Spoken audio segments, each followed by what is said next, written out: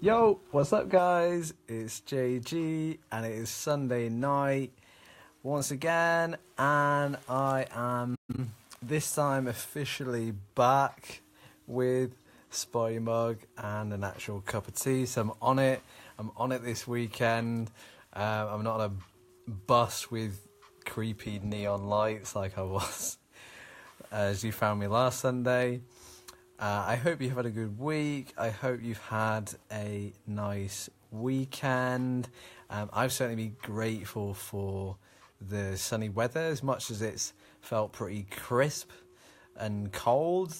It doesn't really bother me, provided that we've got some sunshine. And I don't know about you, but I'm definitely somebody who is affected mood-wise by the weather for sure. So a little bit of sunshine can go a very long way when it comes to, feeling good. So I'm definitely grateful for that. I'm definitely grateful for the fact I've just got to, when you get to it, this kind of season and winter, and it's cold, and you're walking around outside, and it's late night or evening, and you see people, like the homeless people outside, just kind of curling up for warmth and the sleeping bags and stuff, and it makes me grateful for the fact that I've just got a roof over my head, and it's easy. We can talk about, when it comes to gratitude, these grand things, but I think one of the biggest things is that we overlook is just in this society we live in. We always talk about those kind of like, the first world problems, and we think we take for granted a lot of the things that we have, that other people just don't. So I'm trying to just remind myself of those things, and yeah, indeed, having the roof over my head, being in a place with heating, so I'm not freezing my tits off, is always a plus. So I'm grateful for that, and I'm grateful for the amazing friends and family that I have always. It's something I was thinking about the other day, is that when you think about what's really and I guess who is really important in life, I think we can sometimes place a large amount of importance on potentially material things and stuff like that, which maybe when it comes down to those times, moments when you gain clarity as to what really is important. And I think, as I mentioned, as we talked about last week's episode, in times of pain, in times of sorrow and sadness, or when maybe a tragedy happens, or something quite shocking, it really shifts your perspective quite drastically. And one thing I just feel massively grateful for is the relationships I have, and the relationships that I have had as well. I think that's important.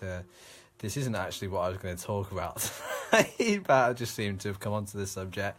Yeah, I think remember, in the past, I'm sure all you guys can relate to relationships, whether they were friendships or romantic relationships, or with family members or whatever, which perhaps they went sour, or they ended, whatever it may be. Like, that doesn't necessarily mean that, and I'm sure that some of these may have ended traumatically. I don't know what that is for you, but even if they did, it doesn't necessarily mean that you can't be grateful for having had that experience.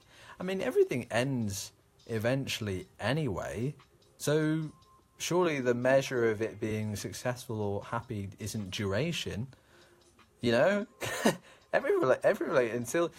you're in that relationship with a friend or family member or whatever, romantic relationship until you die, like, they're all temporary to a certain extent. So and life is made up of, I'm going so philosophical. I suppose that's the whole point of this stuff, but sound like a proper philosophical moment. But I mean, life's made up of you're constantly crossing paths with different people and in different times of your life. From when you go to school and you have relationships with, friendships with people there, and then whatever, jobs, uni, that kind of stuff. People are always moving geographically, and people change, that kind of stuff. So sometimes you drift apart, sometimes you don't. But that doesn't matter. If anything, I think life's experience is enriched by having more relationships and genuine connections. And they don't always last, but I look back and feel grateful for the fact I actually had those relationships, even for the ones that didn't last. So I think that's an important point, actually, is to remind yourself to be grateful for what you have here and now, and for what you have had in the past as well. And I'm sure you agree, even the ones that maybe haven't ended so well, is that you've learned something from it. It's helped you grow in some way if you've seen it from the kind of growth mindset. Anyway, that was a really long-winded intro. Let's have a sip. So, let's have a look at some of these comments here. Early today, yes, that is true. My answer to that is I just made the tea, and honestly, I was just sitting around kind of counting the minutes until 7 o'clock. I thought, why the hell don't I just do it now? And I was feeling, I felt a vibe. I felt like I needed to.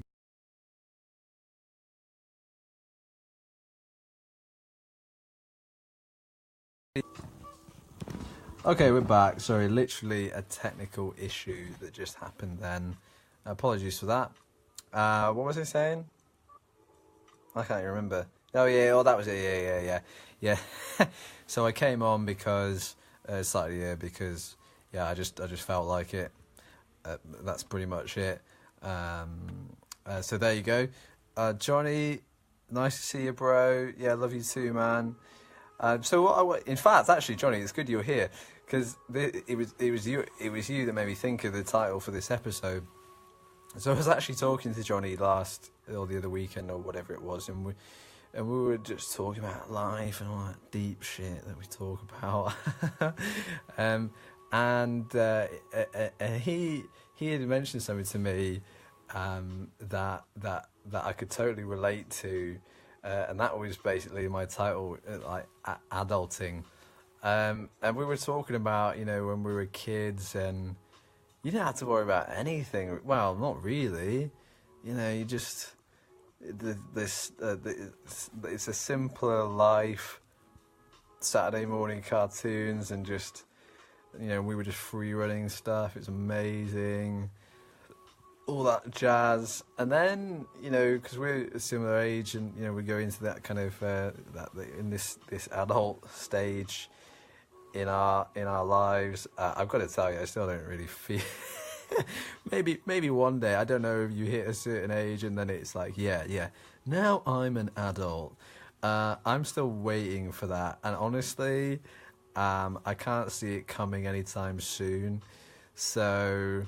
Yeah, don't even bother watching this space, because I don't think, at least chronologically, the years may go past and the number may go up, but I think at heart, where I had to hear this quote, I think at heart we're all kids at heart, and that's why I think we need to always make time for a bit of play and just a bit, and try to make everything a bit more of a game than a task sometimes. I think sometimes we just deny that and try to paint a picture over the top of this kind of inner child, and deny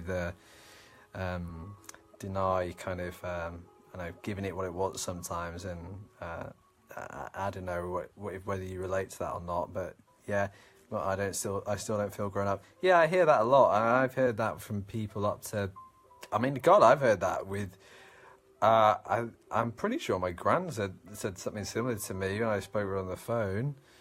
and she's like 87, I think now. So yeah, I honestly, I've got off on a total tangent again. But what was I saying? Yeah, Johnny, about talking about adulting, and like it can be like, I don't know if I've missed a qualification here or if there was some kind of certification process that I should have gone through. But man, you like hit this stage and you're like, shit, there's so much adult stuff you got to deal with that you just never had to deal with before. And I know some people would have been kind of thrust into that more so than others at an earlier age. Is it just the kind of thing that you just kind of learn as you go type deal? I'm guessing. There are just a numerous kind of responsibilities that that you have to deal with, and that you just would not, obviously you've had to have dealt with in general. I'm saying that as your kind of younger self, and it can get a bit on top of you. And do you know what? It really helped speaking to Johnny when we were talking about that, because there are times when, you know, you're stuck in your own head, you're thinking, man, am I like really not nailing this adult game? Like, is life kind of just getting the better of me at this stage? And then when you kind of hear somebody talking about going through similar things and just trying to make things work, trying to figure out solutions, it reminds you that, you know, you're all in the same kind of boat. And no one wants to kind of admit that, I think, because it's so bad to admit that you're struggling, and everyone wants to kind of paint this perfect picture and highlight reel and all that kind of stuff. And no, there's nothing wrong with sharing your achievements and your holiday on the beach and whatever, of course not.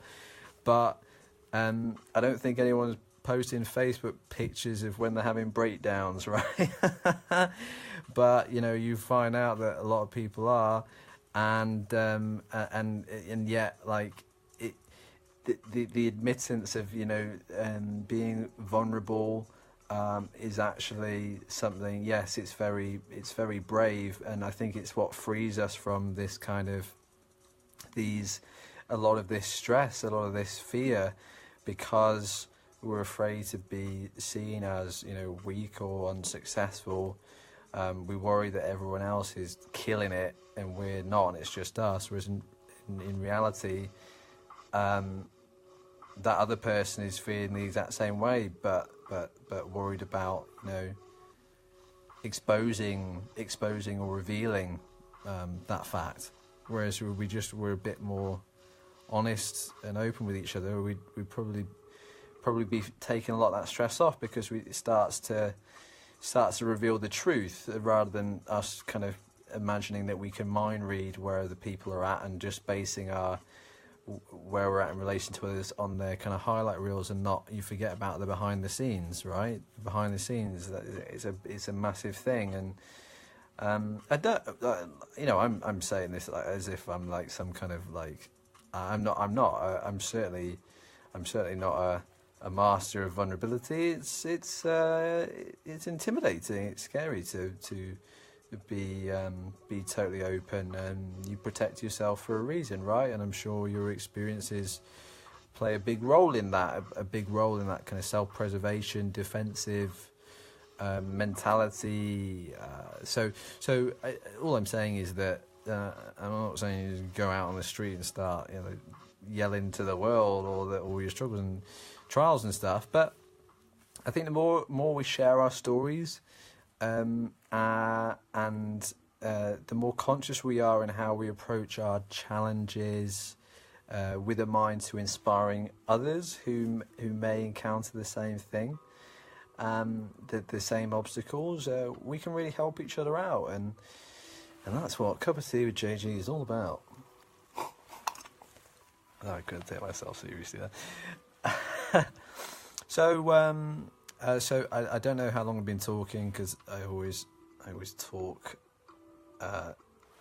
incessantly and lose track of time here. But did you find that useful? Like, hopefully, some of that made sense. So there were some valuable insights in those kind of mumblings there. Was there keeping it real? In fact, I kind of did that. That was the second thing I wanted to talk about, was keeping it real. There's a place for positive thinking.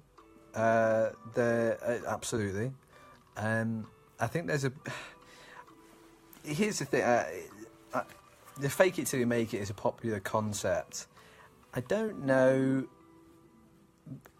I don't know that's always the best thing, because I think if you genuinely aren't feeling it, I think it's encouraging you to lie to yourself, really, and to be inauthentic. It doesn't. I suppose the thing is, I'm saying that I think you need to trust yourself, and I think if you're faking it till you're making it, that violates that. It violates that kind of criteria. You're not being honest with yourself. Oh, thanks, Paul. Yeah, cheers for that, mate. Yeah, here's the thing, right? So, like, fake it till you make it. Whatever works for you, right? Like, if you found that process works for you, then great, brilliant. But that's the reason I'm not a huge fan of it. And I think because personally I don't know what it almost feels like, it's kind of almost habitual routine to, even when you're not feeling great, whatever, just be like, yeah, amazing, man, it's so good, yeah, amazing. Whereas in reality you're like, nah, I'm actually feeling like a pile of shit.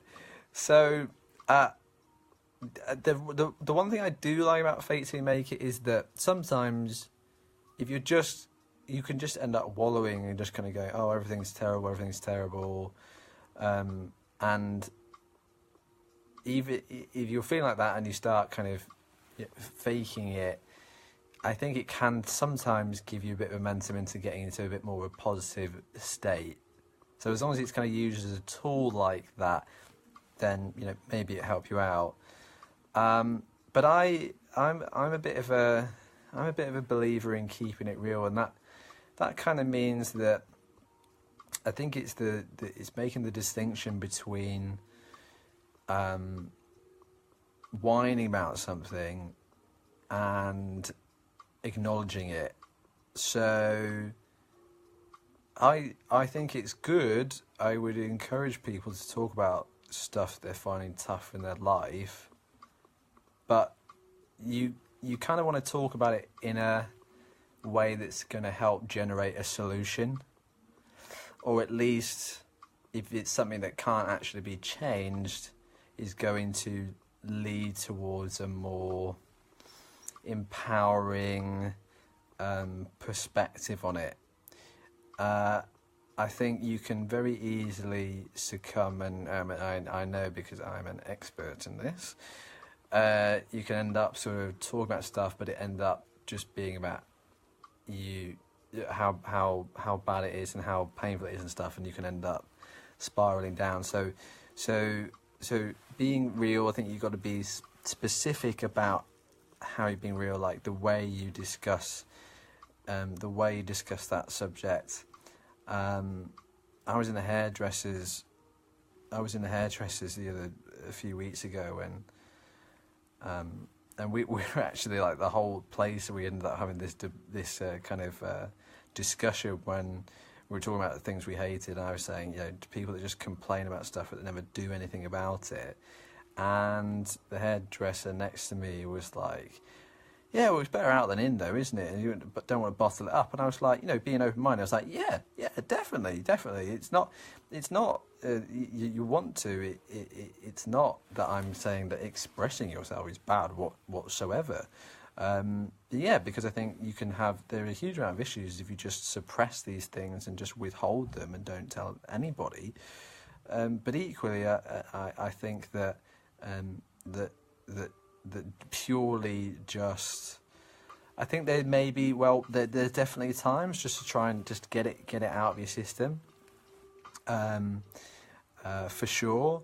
But I also think that you're more likely to feel better if you speak about it in a way that is kind of conducive to finding a solution or a perspective that's going to help you transcend the situation. As I said, if it's one that is ultimately unchangeable, because some things are, but that doesn't mean that you can't change the way, the meaning you give to it and the perspective. So anyway, that's my 2 cents on the subject. So yeah, I'm going to wrap it up there, guys. I hope you found that useful.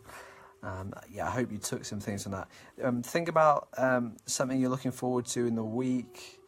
Like we said from the start, is that this is about shifting the Sunday focus away from the negativity, and you can practice the, acknowledging it. If you've got stuff, that's stressing you out, is there anyone, have you told anyone about that? Is there anyone you can talk to about it? How are you going to talk about it if you do bring it up? Is it something you can change? Maybe there's an action this week you can take to help make it right, or to move past it. Is it something you can't change? Well, equally, is there a different meaning you can give that's going to help you?